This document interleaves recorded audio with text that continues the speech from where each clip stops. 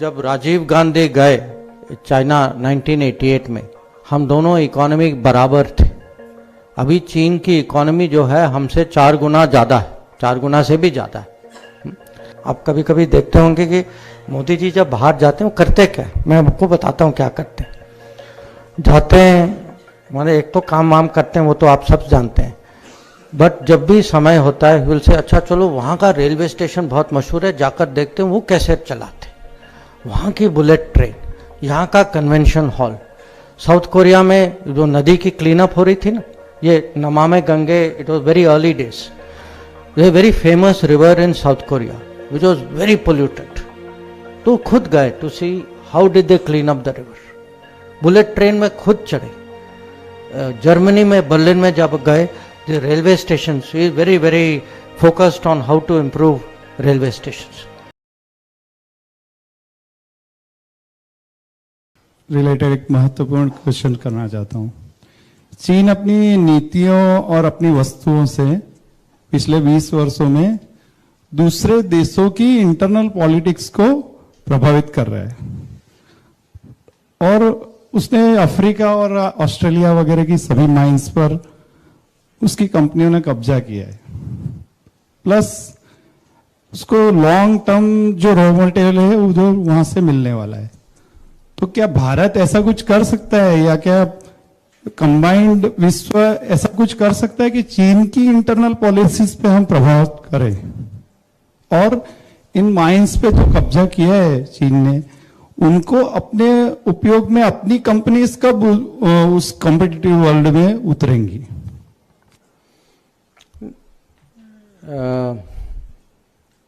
देखिए ऐसा है कि जो इंटरनेशनल पॉलिटिक्स, हर पॉलिटिक्स जो है इंटरनेशनल हो या डोमेस्टिक हो, कॉम्पिटिटिव होती, ये माने उसका स्वभाव है। तो चीन जो करेगा वो अपने हित में करेगा। हमें अगर परेशानी है तो हमें भी जो अपने हित में करना चाहिए हमें करना चाहिए। इसमें मैं मानता हूं कि पिछले 75 साल में हमारे यहाँ अलग अलग क्षेत्र डिपार्टमेंट में या डोमेन में कहीं कमी रह गई हो। इकोनॉमी उतनी नहीं बढ़ी जो मैंने कहा कि 15 साल की गैप थी रिफॉर्म में। अभी देख, जब राजीव गांधी गए चाइना 1988 में, हम दोनों इकोनॉमी बराबर थे। अभी चीन की इकोनॉमी जो है हमसे 4 गुना ज़्यादा है, 4 गुना से भी ज़्यादा है। तो मुझे लगता है कि नेगेटिव थिंकिंग के बजाय कॉम्पिटिटिव थिंकिंग होना चाहिए। कॉम्पिटिटिव थिंकिंग होना चाहिए कि भाई उनको देखते हैं कि वो क्या करते हैं, कम से कम हम जितना कर सकते हैं। और अभी मैं ये कह सकता हूँ कि ऐसी सोच भी है, ऐसे आत्मविश्वास भी है, ऐसी क्षमता भी बढ़ रही है। अभी अभी मैं लैटिन अमेरिका से वापस आया हूँ, साउथ अमेरिका से, और मैं वहाँ देख रहा हूँ कि ब्राज़ील हो या अर्जेंटीना हो, हमारे कंपनीज हैं वहाँ, माइनिंग में भी हैं, पावर में भी हैं, एग्रीकल्चर में भी हैं। तो जितना अभी मेरे लिए तो जितना इंडियन इकोनॉमी बढ़ सकती है, जितने हमारे बिजनेसेस बाहर जा सकते हैं, और उसमें गुजरात की लीड तो नेचुरल है। तो मैं तो पूरा गुजरात पे निर्भर हूं कि भाई आप मेरी विदेश नीति का कुछ करिए, आप लोग बाहर जाके कुछ करिए। और सचमुच जितने हमारे कंपनीज बाहर जाते हैं इसका बहुत बहुत प्रभाव होता है, क्योंकि जो बाहर के जो दूसरे देश जो हैं उनके लिए इंडिया या इंडियन लीडरशिप ठीक है, वो कहीं चित्र देखते हैं, कभी कभी हमसे बीच में मिलते भी हैं, बट उनका जो रोज का जो इम्प्रेशन, रूटीन का जो इम्प्रेशन होता है, या तो वो जो इंडियन कम्युनिटी के कारण होता है या इंडियन बिजनेस के कारण होता है। जितने ज़्यादा बिजनेस हो, जितने अच्छे कंपनीज हो, जितने ज़्यादा कम्युनिटी हो, उनकी प्रगति का असर उन पे होता है। तो मुझे लगता है कि हम ठीक दिशा पे जा रहे हैं। अभी तो 8 साल ही हुए हैं, थोड़ा समय और दीजिए, पर मुझे पूरा विश्वास है कि हम उस ठीक ट्रेजेक्टरी पर। Opportunity that we can at least ask you some questions, sir. Sir आपने फॉरेन पॉलिसी के बारे में सॉरी अभी हम चाइना के बारे में जो डिस्कस कर रहे थे सर, तो मुझे एक कंसर्न ये है कि अपने देश में हम पॉपुलेशन कंट्रोल की क्यों बात नहीं कर रहे हैं, या हम अपना देश जितना रैपिड अर्बनाइजेशन और मैसी रैपिड अर्बनाइजेशन की तरफ हम लोग जा रहे हैं, तो सर उसमें भी अर्बनाइजेशन का कारण भी यही है, opportunity less in rural area and more in urban areas. So foreign जब हम लोग खुद ही सिर्फ अब्रॉड ट्रैवल करते हैं तो we see things so much more in balance. So आपने कहा आप विदेश नीति देखते हैं और काफी सारे अदर लोग देश नीति देखते हैं, तो sir how do you then bring that knowledge and I get that.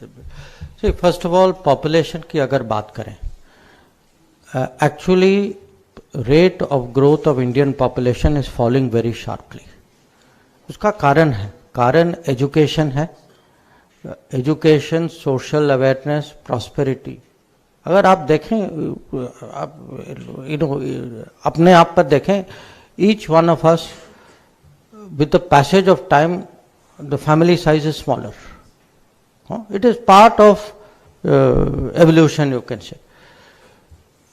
अब जो forced population control जो है, it can have very dangerous consequences, because you are seeing in some countries there is great shortage, वो gender balance disturb हो जाता है.